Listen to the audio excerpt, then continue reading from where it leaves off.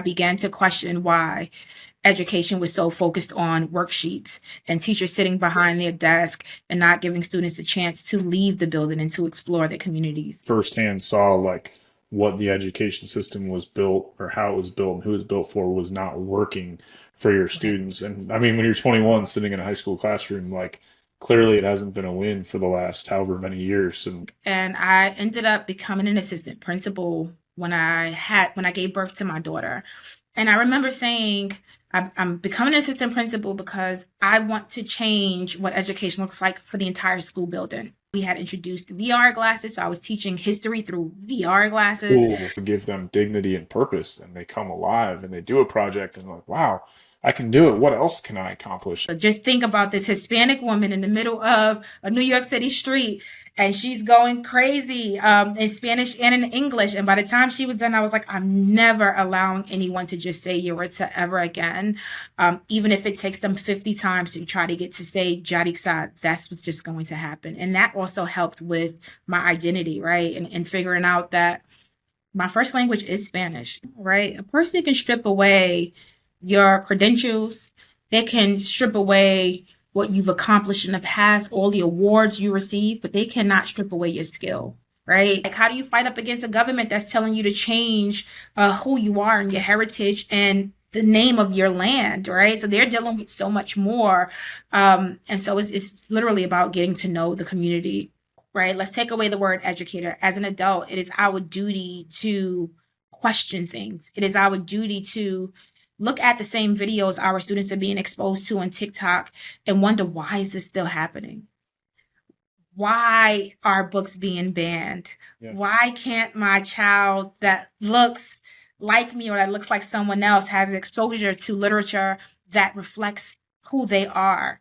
As an adult and as a parent, I question all of those things. I wonder why my child may not have access in 10 years to her own history because people are trying to erase it, right?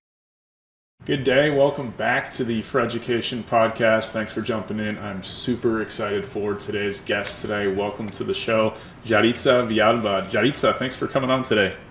Well, thank you for having me. I'm hyped and I'm ready, and I just want to go straight into it. I I love it. I've been a fan of yours for a while, and it's funny. Like most people that I've interviewed, I have some kind of personal connection in person, and I feel like I've just connected with you through LinkedIn and X, and your stuff is awesome. So fired up for that. So I know you're doing great things in education all around the world, but I want to go back to tell me a little about where you're from, what was growing up like for you. So I was born in Panama, as you can see. Fred, introduced me, Yaritza Villalba, but I was raised in Brooklyn, and if you can hear the accent, I am a Brooklyn girl, pero yo soy panameña. And growing up, I don't know, it was just fun, right? And I think it's because I was given the opportunity to explore. Yeah. Me asking questions wasn't frowned upon by my mom. It was more like, if you don't know something, please ask. Yeah. I was encouraged by my teachers to say I don't know something. But I would say that was the glorious times, right? Because education has shifted, and so many of our students are not feeling as empowered to not only be themselves, but to explore and feel free to ask questions when they don't understand things. They're normally told, you should know this by now. So growing up, I was a kid that loved to try out new things. I played sports. I played basketball. I was a handball champion. I played softball. I played volleyball. You name it, I was in it. But that was a part of growing up in New York City and having a coach that coached basketball, but then during the off season coached softball. So I was into every sport. I was allowed to travel by myself. So, sitting on that New York City subway and just seeing the different faces and the different styles of interaction was what, growing up in New York City was like for me. That's awesome. Do you remember growing up in Panama, or were you super little when you moved to New York? So I was super little. I was 3, Okay. but I visited every single summer. So it was kind of like, even though I didn't live there, every summer, summer school hit, and my mom was like, all right, it's time for y'all to go, be with the family. So from June to the beginning of September, my sister, my brother, and I, we would be in Panama. My dad still lives out there, and about 90% of my family still lives out there. So I would say I I had the best of both worlds, right? English throughout the year, and then you have to switch it up, and it's only Spanish from June to September. Um, but I got an opportunity to learn about my culture, and as I was growing up and still trying to figure out who I was constantly reminded of where I came from. Yeah. Do you think that like New York's so diverse? Do you think that that helped you like see, wow, everybody's from a different place, cool, or was there a sense of like I don't fit in, or was it a little bit of everything? So both, and not so. I didn't feel like I didn't fit in because of the diversity. If anything, Right. I loved the fact that I came from New York. I Yeah. think that experience is why I'm here today and why I'm able to appreciate other cultures and languages. Just as an Afro Latina, I didn't know whether, I was black or Hispanic. I didn't know which group I actually belonged to. And at some point in my life, I had this identity crisis because I didn't know whether I was too black to be around African Americans or too black to be around Hispanics, right? Because colorism does exist in Hispanic community, in a Latino community. And so it wasn't until I became an adult, right? And even saying this out loud, it's kind of like cringe, but it wasn't until I became an adult where I finally said it doesn't matter what side I belong to. I'm Afro Latina, right? Because growing up, you didn't have that term Afro Right. Latina. I Yeah. was just a Latina growing up in Brooklyn, and I was dark skinned, one of six dark skinned people in my family. No one else looks like me. Right. And so trying to figure out who's Yaritza Villalba. At first, I didn't even pronounce my name the way it was supposed to. For so long, I let people say Yaritza. And I remember my mom, someone called my name out in the street, and I answered her.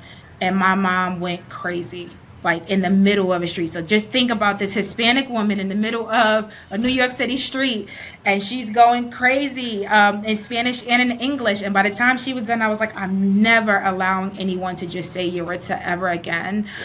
Even if it takes them 50 times to try to get to say Jarixa, that's what's just going to happen. And that also helped with my identity, right? And figuring out that my first language is Spanish, and I appreciate it. And even though it's a different dialect than many other Spanish speaking countries, it's important to who I am as an individual.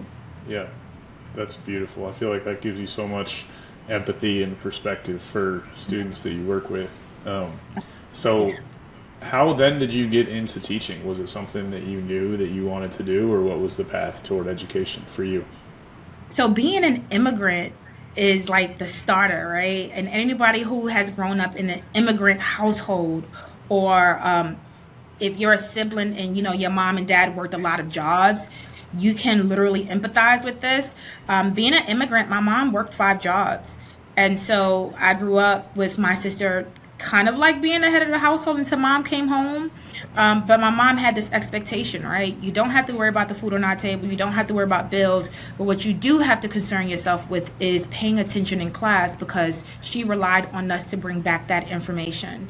So at a very young age, I understood the importance of education, but I also understood the importance of differentiating what I learned to make sure that it was bite-sized for my mom to learn it with that little bit of window that she had at home.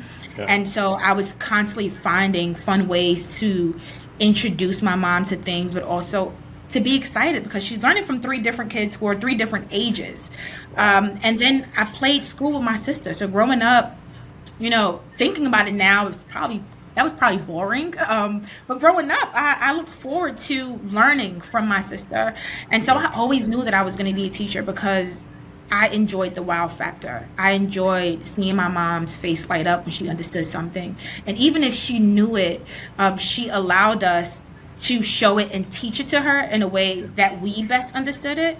And so I knew that I wanted to see that in the faces of kids that look like me. I just didn't know that I was going to teach so soon. I was 21 teaching 21-year-olds when I began Right. to teach. Yeah. So like right out of college, I started my master's, and I went to visit the school I had graduated from. And one small conversation about what I was doing with my graduate studies turned into a principal saying, you need to come in on Monday. And I was like, for what? And he's like, just be dressed professionally. And Monday I walked into an interview, was Wow. hired as a substitute teacher, and then 6 months later was certified as a New York State teacher. Wow, that's awesome. I Yeah. I knew when I started teaching at 22 and I had a kid who was 20, and I always tell that story, and you've definitely got it beat. Because I do remember one of my friends who finished college earlier, and she taught at 21 in the Bronx. But she taught middle school, and she had kids that were taller than her, so you got that beat. But Oh yeah. did you go to college saying I'm going to major in education, like I want to go the path of being like an educator and a teacher? Yeah, so I minored in education. I majored in Africana studies. There, Cool. once again, identity, right? Yeah. I was a history buff, but there were so many questions I still had about enslaved Africans. There were so many questions I had about, why are we here? Like I know Panamanian history like the back of my hand, but in Panama we don't learn about the enslavement of Africans. And so when I had a chance to go to college and to study more about it, and then from educators who looked like me, professors that looked like me, I was like, let's do this. But I minored in education, so I knew either way that I was going to be a history teacher. I knew that from the time I stepped foot on the campus. Yeah. Yeah. That's cool. And so you get in, you're 21, you're teaching 21-year-olds. Was it adult education, or would you like? No. So I went back to teach at my high school. Okay. And you think high school, 9th through 12th graders. Yeah. And at that time, the assistant principal was just beginning a new program for overage undercredited students. Okay. And he was like, look, this is going to be a program that's going to be created with exploration in mind. And so think technology. And I was like, ooh, technology. And what the school did was basically all the students that were on borderline of being aged out, they kind of like put them in their own cohort. And I became the history teacher and the Spanish teacher. But we would, it was crazy. But we would literally leverage technology to help students out. That was like my very first time seeing an integration of technology done effectively. And not effectively because it was me, but because the administrators were really thoughtful in how much time students were actually spending communicating with each other via computers, right? It wasn't Right. like they were just sitting on computers all day long. It was a mixture. But also we explored. So like for gym, the students left the building and went to a local YMCA, and they got to choose what activities they did weekly, right? By signing up every Friday for different activities, whether if it was ballet or yoga. Yeah. And so think about this. I'm 21, and this is my first experience with teaching. And it was, how do you think outside the box to make sure that every single student in your class who's about to age out of the system Right. has the potential and the opportunity to pass a New York State Regents exam? Because we're in New York, you still have to take a history Regents exam. Yeah. And so it made me just rethink about what education looks like. I've said this story before. There was a student that was my friend, that was one of my students. I thought that he graduated with us, and I came back to teach, and he was in the back of the class. And I had been partying all summer long with this kid, and he didn't tell me that he never graduated, right? And so as a person sometimes you have that sympathy, right? And I learned after that sympathy is not the way to go with teaching. Is always empathy. But I felt sympathy because that was my friend, that was my close friend, and I was just like, look, we gonna make you pass. Like, we gonna do whatever is necessary, because Yeah. if you want to party with me next year, and this is the 21-year-old in me, if you want to party with me next year, we can't be, teacher student. We have to make it happen. And by the grace of God, he did pass the Regents exam, and we did party. But I began to look at education in a totally different way, right? I began to question why education was so focused on worksheets and teachers Yeah. sitting behind their desk and not giving students a chance to leave the building and to explore their communities. Yeah. You just firsthand saw like what the education system was built, or how it was built and who it was built for, was not working for your students. And I mean, when you're 21 sitting in a high school classroom, like clearly it hasn't been a win for the last however many years. And Right. that, I feel like most people don't, or aren't in a place where they can question that, and that's cool that you took it upon yourself too. So how long did you teach for? Because you eventually went into admin, right? How was that journey? Well, I wasn't an admin for long. So I taught for 11 years. Cool. And as I was teaching, I became a consultant for Flipgrid. So I had my own show, Aesthetic Psychoculturally Responsive Teaching. Cool. And that was amazing. And I ended up becoming an assistant principal when I gave birth to my daughter. And I remember saying, I'm becoming an assistant principal because I want to change what education looks like for the entire school building. Yeah. And at that time, I still had my show with Flipgrid. I was still emphasizing the use of technology. At that time, we had introduced VR glasses, so I was teaching history through VR glasses, and different lenses and perspectives. And I remember saying, all right, this is not enough. And at that time, Flip wanted me to come on full time. And I was like, oh, but I don't want to fail my kids, right? Yeah. Because as educators, we have this thing where we believe that if we're not doing it, no one else is going to step up, but that's Right. not the reality, right? And so we hold ourselves in a position because we have that fear of no one else stepping up for the kids that we love. And that's not the reality in education. So if anybody's tuning in and right now you're like, I don't know if I should leave, maybe I should, I would say that should not be the reason why you stay. And I remember having a conversation with Jornay, and she was like, we need you. And kids around the world need you. And I was like, you know what? I could definitely do what I'm doing for students in Brooklyn across 6 continents, right? It'll be more fun. It'll kind of like give me like another challenge and another push. And then the cherry on top was I got to work from home. But I was an assistant principal for 7 months.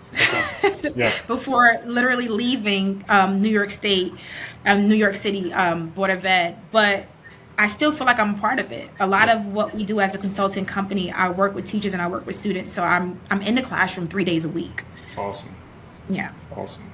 So I feel like there's a lot of overlap there. I resonate with so much of that because there is so much guilt of leaving the classroom, and you get into teaching because you love the kids and you feel like you're letting them down. And to think sometimes your best impact is in the classroom and sometimes it's out of it, and it's not the same for everybody every year, and so you kind of have to constantly reevaluate. But I love that you're still in the classroom because I feel like one of my fears in leaving was like, oh, I'm not going to be relevant to teachers anymore because I'm not currently teaching. And you train teachers all the time. I've been to one of your sessions and you're super engaging, and it was virtual, and so that's pretty hard to do, so impressive. But what recommendations and advice do you have for teachers today? Because I think it's always been hard to be a teacher, but this is probably the hardest season it's ever been. Don't lose yourself. I know we're taught that we're actors and actresses, and for so long I kept saying I'm an actor and I'm an actress, and whatever situation you put me in, I'm so flexible and I'll be able to do that. But in becoming flexible for everyone else, you began to lose who you are and you began to lose your spark. And sometimes that's what makes us feel defeated. If you feel like, you need a break from the classroom, there's always ways to take a break from the classroom without absolutely leaving the classroom. Like for me, I was a teacher. I was a boys JV coach. A lot of people don't know that I coached boys JV for 4 years, JV. But I also taught YABC. So I taught night school and adult learning. Yeah. And I taught Saturday school, right? So when I left, a lot of what I was doing kind of like stopped. But then I had to figure out strategically, how can I continue to support all of the communities that I had once supported? Yeah. If you're like, I'm on the cusp of leaving because I'm tired, right? I've heard that a lot these past few years. I'm tired, I'm burnt out, no one supports me. I would say, to really reflect on how these past years have shaped who you are as an individual.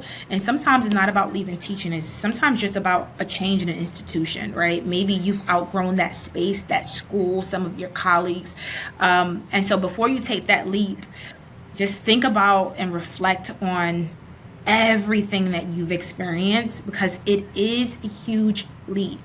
Yeah. I know sometimes people think starting your business, and I know I'm going off topic, Fred, but I've been asked this question. I've like weekly, I have conversations with people who are leaving education and want to know what consulting is like full time or having your own business.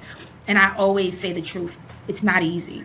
Yeah. And there's going to be times where you're crying, and there's going to be times where you regret it. And there's going to be times where you question the decision that you've made. And so I would say, if right now you still have kind of like this space to reflect and to really hone in on why you're leaving. Yeah. Take that opportunity to reflect, right? Because sometimes our whys are not a big enough reason to just forget about something that we've poured our hearts and energy into. That's super well said. I think a lot of people need to hear that. That's really good. So, you wrote something in one of your books. I got 3 of your children's books. I don't know if there's more than that or not. Well done. So this impacted me a lot. You said, my family influences me each day to be a better person, to share why it is essential to be culturally responsive and knowledgeable. Although your story and experiences may be different from mine and began in different parts of the world, at one point our ancestors were all on the same continent, sharing stories, song, dance, and appreciation for traditions and culture. If we truly wish to break the barriers of systemic racism, inequity, and injustice, we will need to continue asking questions about our own ancestral history. So that's from one of your books. Love the quote. How do you see kids today connecting with their roots, especially in the schools you work with, while living here? Because I know, like, when I was finishing teaching, like at the end of my career, was the first time I saw African American history being taught in a school, and it was taught in 2 schools out of 21 high schools in the district. So there's not a lot of opportunity, I think, for students to always learn about their roots. So how do you kind of make that happen in a system that's not always supporting that? First, it's literally what you said, right? Acknowledging that something is missing. There's a missing piece to this puzzle. I've always been engaged in history, and particular African or Africana studies. I've always questioned why we're not learning about people that look like me. As a person that struggled with identity, you're constantly questioning things. You're constantly looking for answers that sometimes adults didn't have to give. And so when we think about the curriculum, especially when I was being, told to teach and to think outside the box, the first thing I have to do is go back and dissect the curriculum. Yeah. What is it that they really want me to teach? Yes, I can teach the civil rights movement, but I'm not just going to teach about, the purpose of the war. I'm going to teach about the impact. What was the long-term impact after? What is Jim Crow, right? How does that tie into what we're dealing with today as a society, and police brutality and the, school to prison pipeline? I feel like as an adult, right? Let's take away the word educator. As an adult, it is our duty to question things. It is our duty to look at the same videos our students are being exposed to on TikTok and wonder, why is this still happening? Why are books being banned? Yeah. Why can't my child that looks like me or that looks like someone else have exposure to literature that reflects who they are? As an adult and as a parent, I question all of those things. I wonder why my child may not have access in 10 years to her own history because people are trying to erase it, right? Yeah. And so once you begin to teach, and once you begin to see that there's a pattern, I'm one of those kind of people that I'm like, all right, let's try to solve this puzzle. Let's try to solve this issue. I want this challenge. I want to take it on. And for me, it was, how do you be culturally responsive? Well, you ask the questions that no one else is asking. So if I'm going to teach about women's suffrage, then I need to ask my students, so what were the women of color doing at this time? Why are we not seeing much of them in these pictures? Who's missing?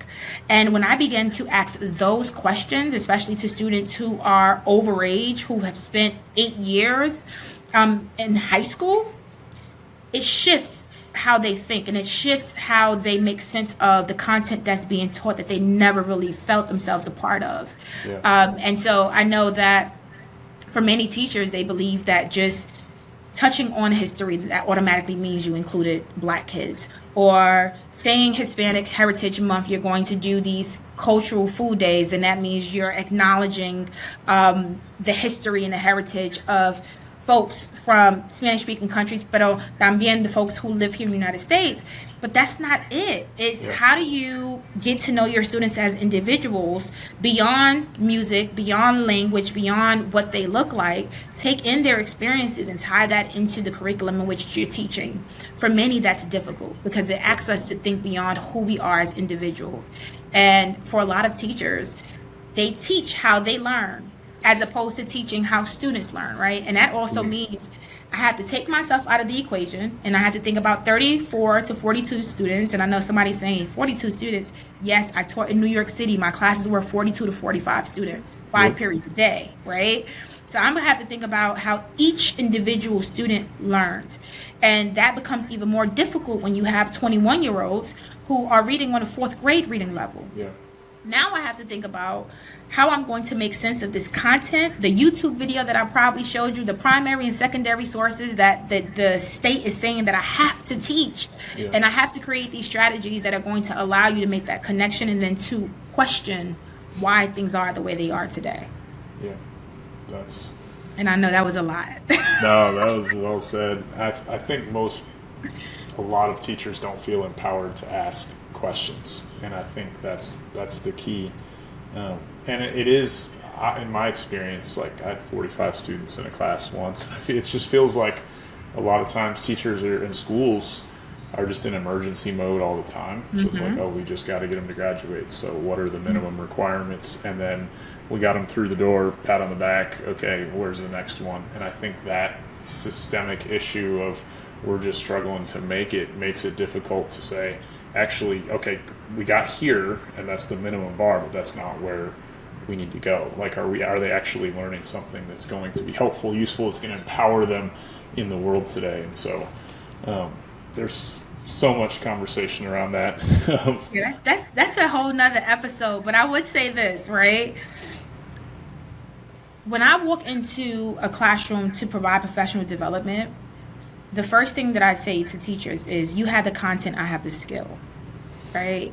And that's what I think that teachers should also be saying to students. We have the content. Yeah. We have the content. Yeah. It's up to you on how you're going to deliver that content. Right. Even though someone might have created a curriculum map for you or saying, hey, this unit should be 5 days, you as a content specialist should say, well, technically this is a 1-day thing, right? Or technically I should be spending a lot more time on this. And so your delivery can be totally different, but it can still be aligned to the state exam. My students still had to take state exams. We had an open door policy. And so sometimes I had students in my classroom 14 days before the state exam, which means I have 14 days to get them ready for a state exam. Yeah. And I was so creative, and I'm not saying that everybody has the opportunity to do this, but I used to do brunch on Sundays the week before the exam. So if my exam was Monday, Tuesday, Wednesday, Thursday, whatever day, that Sunday, students would come into the school building. Wow. They would do prep session with me. I would go over 600 questions. Right? And the students would show up. And you know why they showed up? Because I created that opportunity for them. Yeah. And they would come in with their own questions. I would order food for them. We're eating, we're learning. Now you're going home, and I'm telling you, relax. There's a possibility that even if we went over 600 questions, 30 of those questions are on that exam. But I know that I covered every single topic because the kids have allowed me to do so in my own way. That's awesome. I think... And to go on to that, like you said, you've got the content. I think so important too is like putting it in the context. And there's the content that needs to be covered, but every different classroom across the country has a different context. And the teacher has to be the master of taking, okay, this is the content, but it's going to be received different. Sometimes even from first period to fourth period, but definitely from this school to that school or county or state or whatever. And a lot of teachers, in my experience, you're never really taught how to, okay, well, how do you do that? It's like, we've got that part. Do it. That part. We're thrown in. I work with some pre-service teachers for CTE, and sometimes teachers are thrown in, right? And the expectations are, if you're certified, you should know how to teach. Right. And that's not the truth. We learn through experiences. But also, I know some teachers that have been teaching longer than I have, and I feel like they still don't know how to teach because they're focused on delivering content as opposed to getting to know their students. We know that those classes after lunch suck. Yep. I'm going to be the one to say it. They suck. Our kids are either too full from the food and tired, or they're hungry because they couldn't afford the school's lunch, right?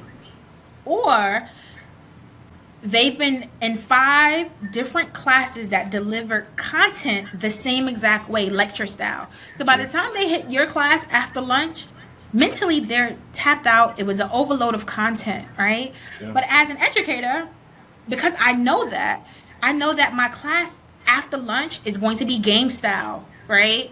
I'm Yeah. going to allow students to present in however, like I used to do poetry slams. That's awesome. And people used to say, you're not gonna get him to do poetry. And I used to say, rap is poetry. Yeah. R&B is poetry. Yeah. Salsa merengue, depending on the words. Poetry. Somebody broke somebody's heart. With Yeah. history, somebody went into somebody's war. So somebody did something, right? Yeah. And giving students the opportunity to express it in their own way. So now they're looking forward to my class. They know every Friday my assessment is going to look different. I used to have Miss V's game day. Cool. And my class was set up in different stations, and every station was a different form of game, but it was test prep, right? And then the parrot that I had in my class, she was on board with everything. So I would have her at the Jeopardy station because somebody needed to flip the cards for that slide deck, right? And so Yeah. thinking about who your learners are and how you can change things up, that also alleviates you from being so stressed out as an educator. I used to have, lunchtime? After lunch was fun for me too, because Yeah. I'm tired. And so those last two periods that Yep. no kids were really coming to, now they're going to begin to come and attend class because they knew I'm going to play a game in Miss V class. They didn't see it as school. Yeah. They didn't see it as content. They seen it as, we got a game today. And I Nope. used to say, okay, you got a game today, all right. But it's content focused. So if it's World War II, I used to buy Monopoly cards for World War II, right? Or sinking ships. Like there's so many games on Amazon, and I would use those same games every year, Yeah. right? That's So just changing up the flow of your class. Like you know who your students are better than any administrator. That's so true. And I found even the slight switch to turning something from a question into a game, like I found students that wouldn't answer a question in front of the class for their life depended on it, but you put it in a game and they're fired That's it. up. And it's one of those, you're not tricking them into learning, you're just putting it into a way that like is actually enjoyable for them. And I found Right. like I took it as a compliment, but the teacher, I was pretty loud, so the teacher next door to me was like, "Oh, your classroom is like a game show," and I was like, "Yes, Yeah. I'll take it." But they love that, and they get into it. And I think and then you know, if you give them a job like you had, where it was like, "All right, you're flipping the card," like now I got a purpose, like I have to be here. I have to And be here. knowing your students is how you know that, and even knowing the system. Like my same thing, like my kids, it would be 7 periods in a day, and the middle school building I taught in, they wouldn't go outside, so it was first through 5th period, lunch indoors at the cafeteria. They get like, it's been 6 hours and they haven't seen the light of day. Like you got to get up, you can't just sit in a desk for 8 hours straight at 13 years old. It's not happening. Right. So just imagine the 21-year-olds. And in New York, most schools do not let students out for lunch. Yeah, yeah, So our kids are there sometimes from 7:30 in the morning to 3:15, right? And are looking for opportunities to engage beyond curriculum. yeah. I remember changing up my entire classroom. Like I spent one summer painting my own classroom, and I wanted it to look like the African American Smithsonian Museum. So I painted a literal timeline on the wall. And then at that time, it ended with Obama's presidency. And I did a huge cutout of Michelle and Barack Obama. Yeah. And then I put, their financial plan. And I remember my students coming in from the summer saying, what's going on in here? And I was like, you're in a museum, right?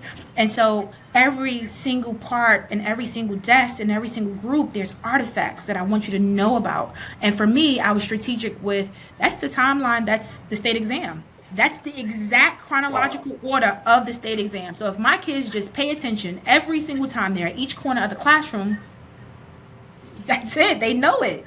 They know it, right? And then having a SEL corner, because I knew as young adults, my kids would be frustrated sometimes. And I used to say, all right, don't talk to me for 5 minutes. Go ahead, go sit down. Or you had some of those kids that it happened so often that they would just go sit down. And I wouldn't say anything to them. Yeah. But they knew you only have 5 minutes. So get whatever you need to get off your chest silently over there. Sit on the couch. And then let's get to work. And if you want to talk after class, let's do it. But I gave them the opportunity to deal with their emotions so that they didn't have to hear from me. So where's the homework? Yes. Now you're not hearing it from me because you know that I have an expectation of after 5 minutes, baby, we get into work. So whatever song I have playing, if it's a rap song, if it's a salsa merengue song, if it's R&B, sometimes they would say I'm crazy because I put reggae up there, and then I'm singing, and they know it's a countdown, and I created this space for them to feel comfortable in learning and to know I'm not pressuring you. I'm giving you time to decompress. You only need 5 minutes, right? And if you feel like, dang, I still have the weight of everything else on my shoulders, come talk to me after class. Yeah, that's good. I found when you go from being like, I'm the teacher with all the information and you report to me, to like you're the like coach and mentor and like, hey, you got to get through this stuff somehow. I'm going to help you through it. And here's like what you were providing is a way to do that. It makes it so much more fun for them and easier for you because you're not as stressed out all the time. Right. That's great. So how did then you transitioned and you started Mackenzie's Adventures? I'd love to hear a little bit about how you decided to start that and what that looks like now for you. So I started Mackenzie's Adventures 2 years ago. At that time, I was still consulting with Microsoft and Flipgrid. Okay. And I just wanted something that was my own. I didn't think that it would be as big as it is right now. I was just like, when I consult with other teams and other companies, I want them to be able to hire me on this end as opposed to the Yaritza that works for Microsoft. Yeah. And then last year, I began to work with a company and I didn't feel like I was a part of it. I felt like a lot of what I was doing for myself was kind of like being noticed by the company, and they would then say I shouldn't be doing this. And it ended with that company emphasizing that what I was doing was bigger than their program.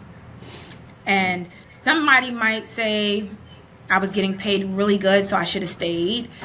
But for me, I said, oh, well, if they're saying that I'm bigger than the program, that means I have to leave. That's God signaling me to go 100% by myself. And so after I received that email, Fred, no joke, I received that email on a Wednesday. Friday, I put in my notice. Wow, good for you. And the manager was like, what? We didn't have a conversation. And I was like, we did. Whatever you presented to me, you presented in a way where I feel like I no longer want to be a part of this.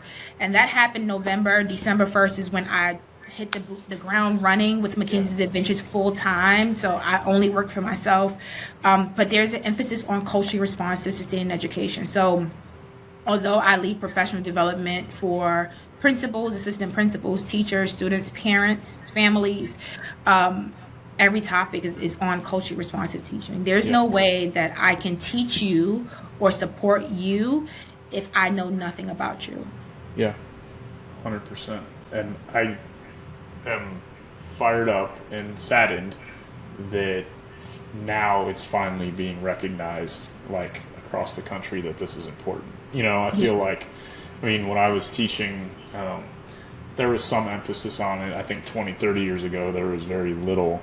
And now to a point where schools are investing in training their teachers to learn how to do this it's encouraging. But it's awesome that you're in a place where you get to focus on that. That's beautiful. And you included your daughter in your business, right? How does that work, or how does that look? So my daughter is Mackenzie. Awesome. Mackenzie's Adventures started off as a book series. So when I wrote the first book, it was just because I had asked folks to send me books from around the world that was culturally responsive. And as I began to dig into the books, I realized they're not culturally responsive. They just might have had a Black character, right? A lot of people don't understand that culture is much more than race. It is who we are. It is our experiences. It is the food we eat. Yes, it is the music we listen to. But it is where we're from. Yeah. And I didn't find any books that really emphasize what an Afro-Latina is or what are some of our experiences. And so when I wrote the book, Mackenzie's Time Machine, the idea was that I wanted to highlight the work of African Americans that we might not truly read about in history books.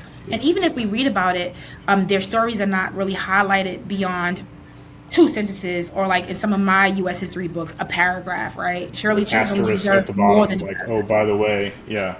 Right, and this person was a part of the women's suffrage movement. Of course she was. She deserves her whole chapter. Yeah. And so at first I did that kind of like a story for Mackenzie. And then once we published it, it was being used in classrooms across the United States. It was even used in higher ed. And I thought that this was just a book for elementary. But I remember a professor writing me and saying, he hadn't even heard about some of these individuals. And then I remember a high school AP Lit teacher saying that she used my book to teach students how to write stories. And so I was like, this is cool. And the second book was Mackenzie's Bisabuela, and it's about my grandmother, which is Mackenzie's, great grandmother, and she's the reason why I'm here in America. But that came about because my grandmother got sick, and I was like, dang, that's all of our history, right? That's the matriarch of our family. How do I compose this story so that all the kids in our family can know about my grandmother? And that book is in English and Spanish because, once again, 90% of my family lives in Panama. So I also wanted to give them something that was tangible to remember my grandmother. And that book, I think I've done a PD with over 3,000 students at Hacienda La Puente for that particular book, where we talked about heritage and we talked about identity and we talked about what is it like to be a Latina in a country that, at this point despises us. And so beginning to have conversations with people about what culturally responsive literature looks like, it's way beyond having a character of color. It's how do we share these experiences that most of us are going through into a story that even a kid as young as 3 or 4 that's reading this can say, oh, I see myself, right? Yeah. Or, mommy told me a story like this before, or I've heard this and now I can see some images that reflect, what my family has gone through, especially with migration or being pushed out of countries.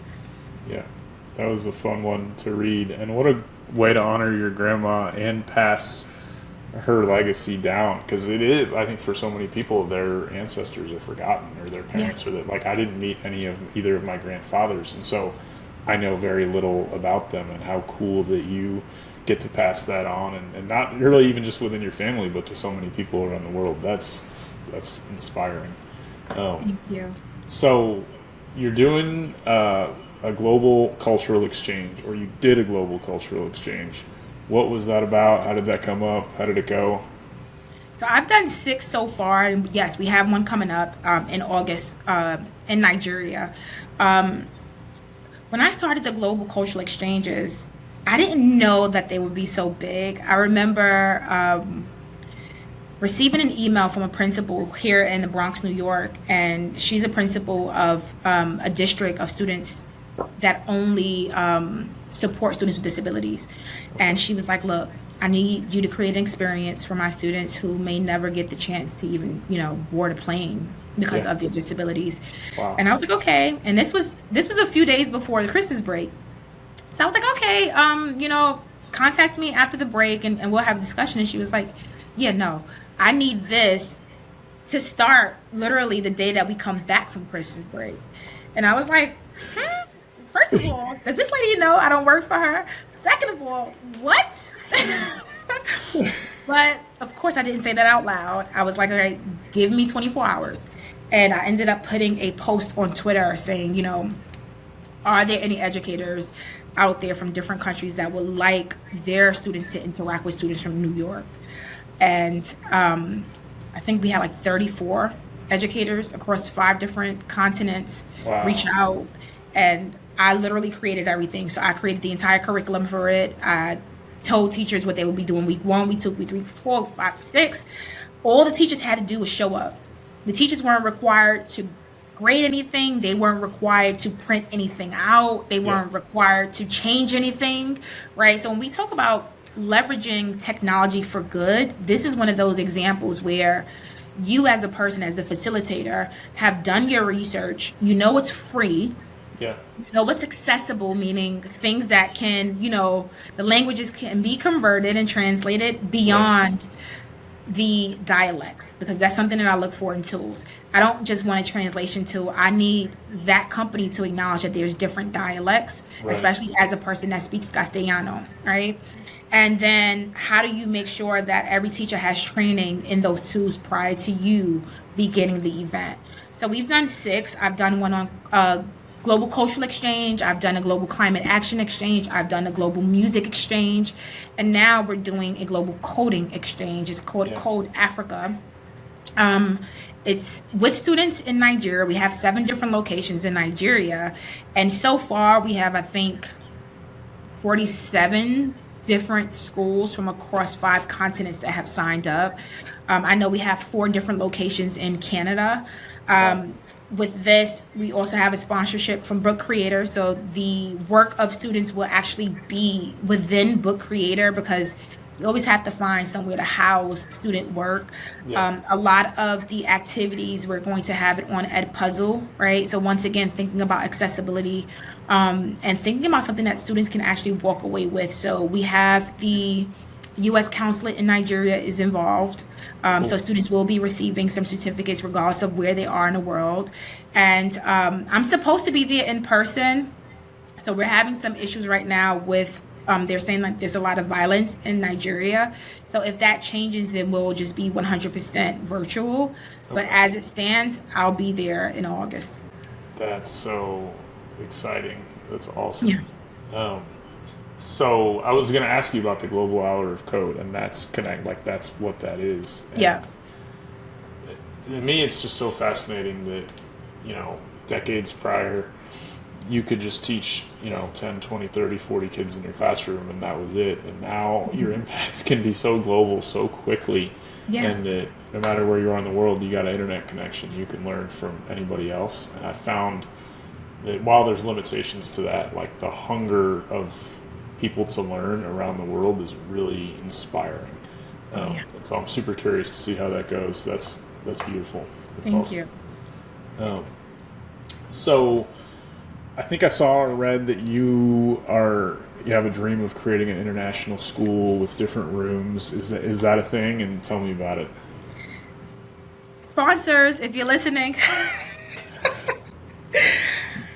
So I want to. I honestly feel like what I'm doing right now as a consulting company needs to also have a institution where, students from around the world, or even if it's students from New York, to be able to interact with students from around the world. But our focus would be, the sustainable development goals.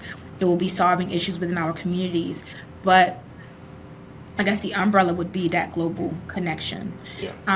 I truly feel like our students are missing out on an opportunity to learn about the world without traveling. Some of our students, their families, especially with the cost of living now, are not going to be able to travel outside of, their communities. Yeah. Something as simple as going to Adventureland or going to the park is difficult for students now. So just think about not being able to explore Singapore or Yeah. Ghana or Nigeria. And that's what I want. I want to, if you're a sponsor, listen up. I want to create, Bring in the donations. bring in the donations, and listen, I can do this in 2 to 3 years. I would want to have an international school with educators who remind me of who I was before, with thinking outside the box. I don't want to create the curriculum for educators. I want to sit down for an entire summer, like my principal allowed me to do, and create your own curriculum that's tied into how do students learn best. I would love to leverage technology throughout the entire school, whether that is VR glasses, whether that's using something as simple as Padlet, whether that's, emphasizing, the importance of AI by using something like Brisk Teaching or Adobe. And I want students to be able to feel like every single day is a field trip, even if they're in the classroom, right? So if I was to go to Fred's class and he's teaching history, the classroom should be set up as a period of time in history.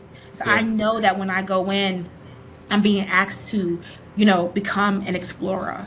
If there's a science class and there's a lab, it should be some kind of thing, maybe NASA, maybe something that's going to encourage students to be beyond what society is telling us we are as people, right?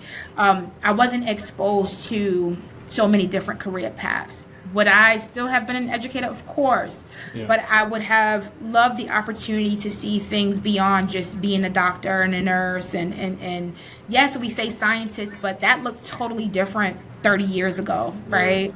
Now we have coders. Now we have gamers. I would love classes like that. I would love for physical education to look different because it should, right? We can have students doing, aerobics. We can have students, doing, I'm about to say track, but also gymnastics Yeah. in a class setting that's with individuals who are saying our students need to be exposed to this because that's also a part of career development. When Right. I think career development, I don't think a checklist of this is what I want to be when I grow up.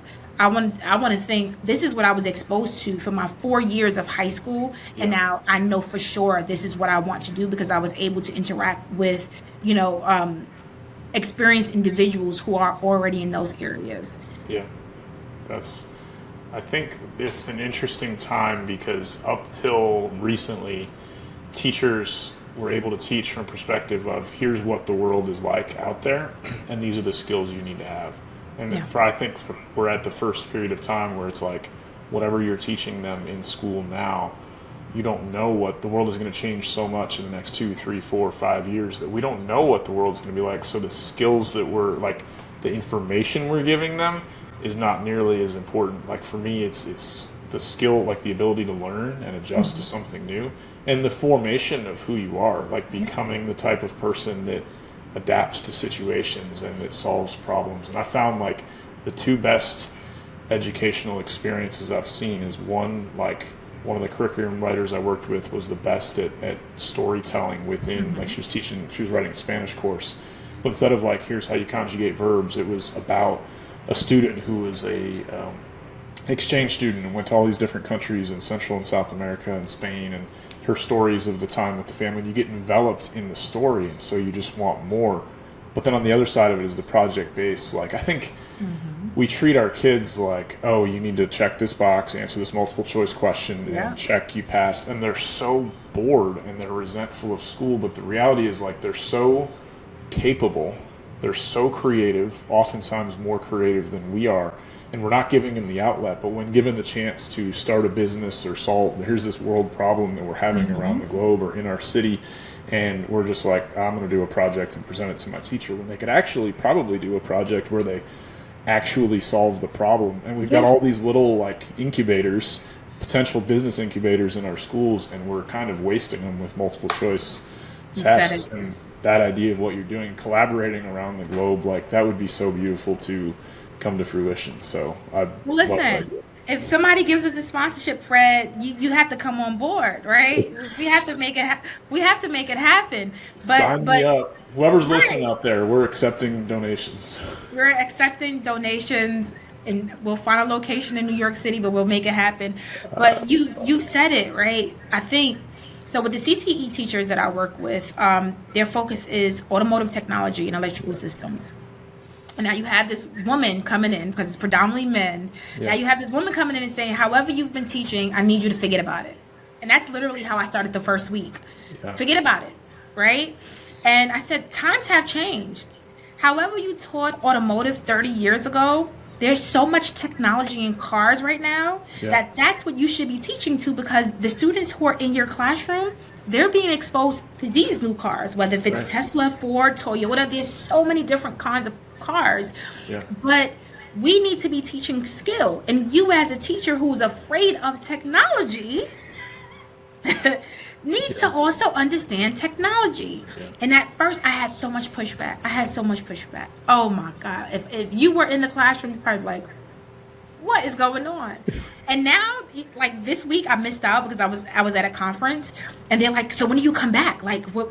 Mind you, it's only been a couple of days, and I'm like, I'll be back next week, because now they see the importance of what happens when you think about the students, and you take away from the fact that yes, kids have to become certified. Yeah. You can teach them that, but they also have to feel like what they're doing is for a purpose. Right. And that purpose should be to solve problems in the field. And so we have to create as many challenges and as many scenario-based instruction where they can see themselves solving an issue. And that's how we best prepare them for the field and for their field work, whether they're going to do work with electrical systems on a Long Island Railroad for the MTA, or whether they're going to work for one of these big automotive technology companies, or even I think they had I think they had NBC was there. They were hiring some electrical systems tech students. So even that, right? Yeah. Opening up their eyes to the world of what technology really looks like. Yeah. We have to help with skills. We have to help with skills. Yeah. And hopefully my school will do it. Well, and I think it doesn't just help solve the problem of a boring education, but it's like it helps with mental health, because I think some kids are depressed because they don't feel like they can contribute anything, when in reality, like, they have so much to offer and so much creativity. You start to give them dignity and purpose, and they come alive and they do a project and like, wow, I can do it. What else can I accomplish? And they start to come to life, and you're starting to solve problems around different sectors because you've got this talent that they've kind of been told, well, one day, maybe after 4 years of high school and 4 years of college, and maybe one day you can contribute something. It's like, actually, you're ready to contribute now. You're doing it now. Let's do this. Yeah. You're doing it now, right? A person can strip away your credentials. They can strip away what you've accomplished in the past, all the awards you received, but they cannot strip away your skill, right? People ask me, how do you do CTE if you was a history teacher? How do you coach in computer science and AI if what you taught was history? And I'm like, I was a teacher. I had a skill. My skill is teaching. My skill is differentiation. My skill is being open-minded and learning from someone else and then doing things my own way, right? Yeah. And that's what we have as educators. We're able to take one piece of content and turn it every which way we need to turn it and make a masterpiece out of it when we're delivering it to students. And that's what our students need to be able to know, is that once you obtain a skill, no one is able to take that away from you, right? Yeah. No one is able to take education and teaching away from us. Now, they can say that my certification expired. That's fine. Yeah. But you won't stop me from teaching. That's right. That's awesome. All right. So as we start to kind of close, I saw that you got to go at least once, maybe twice, to Alaska on a trip, or you got to go present up there. What was that like? Because that sounds super cool. Oh, it was awesome. I keynoted ASTE. I keynoted the Alaska Society for Technology and Education Conference. Cool. And every time I keynote in a different country, or even when I work with schools in different countries, I always go out a few days before. Because remember, I said everything that I do is culturally responsive. Before I can deliver a keynote, even if I sent that keynote in a month ago, I always let folks know, the production team has to know that I'm going to change some of these slides. And so what I did at Alaska was I went there 5 days before, and I did helicopter tours. I landed on, icebergs. I've had conversations with the people that were living in Alaska. Anchorage, we were there in Anchorage. I had the food. I dug into history with some of the people that I knew there. And the idea was that I wanted to also know their stories and their struggles. The conference itself, the theme was creativity. And I started off by just sharing what I learned while I was there first, right, before I even went into my keynote. But it was amazing. I've always had a passion to learn about indigenous tribes and history and language and, once again, dialect, right? And I had that opportunity to do so. I did some work in Singapore as well, and I was able to do that. A lot of the schools and organizations that I partner with, once I let them know, like, hey, I need to learn about this before I can even walk in front of educators, they're normally like, wow, we've never heard someone say that, right? Usually people say, I want to come and stay, after for vacation. But I'm like, no, I'm really strategic with what I do and how I get to know people. But Alaska, if you have the opportunity to go, I would say go. I would say visit some of the schools. Think about what they're dealing with, right? Because all we see is numbers. All we see is some of the schools or some of the students in Alaska are not academically successful. And what you don't open up your minds to is what's making learning impossible for some of those communities, all right? So thinking about geographical location, but also thinking about mentally, and you brought this up before, like, depression is real in Alaska, right? So some people don't care about the fact that I went out there to talk about creativity. They're depressed. So what does that look like? How do you fight up against a government that's telling you to change who you are and your heritage and the name of your land, right? So they're dealing with so much more. And so it's literally about getting to know the community. I love that you do that. That's really encouraging, because it is, instead of just saying, hey, I'm going to come here and I'm going to drop my knowledge on you all, because I'm so smart, I'm going to share with you. It's like, hey, I've got so much to learn from you, and it gives you the context of who you're speaking to, so that what you're saying is relevant. That's fun that you get to go travel and experience that. Thank you. Awesome. Well, thank you so much for coming on. I feel like we could talk for hours and hours and No. hours. So we'll have to do, when I start Freducation, we'll have to do this in Spanish. We have And to. a repeat. And I'll bring some friends too. Yes. So if people want to follow you or buy your books or support you or donate to the international school, how do you want people to connect with you? My books are on Amazon. They're also on my website. You can connect with me directly through my website. But I would always say, if you want to see kind of like the chill side of me, I would definitely say my Instagram. The handle is there at Yaritza.V__. If you want to see strictly professional post and go, that's my LinkedIn. I always say LinkedIn is like me just putting up my resume and reminding people of what I can do. But if you want to see kind of like the educator in me, that's definitely my Instagram, right? Because not everything has to be a PowerPoint slide deck. Everything could just be us having fun and learning and engaging with others. That's awesome. Well, thank you for doing what you do, Yaritza. It was a joy, and I hope to see you around somewhere at a conference one day and make this Yes. international school a reality. So thanks for being an inspiration. Oh, thank you for having me. This was amazing. Awesome. All right. We'll have a good one, and we'll talk soon.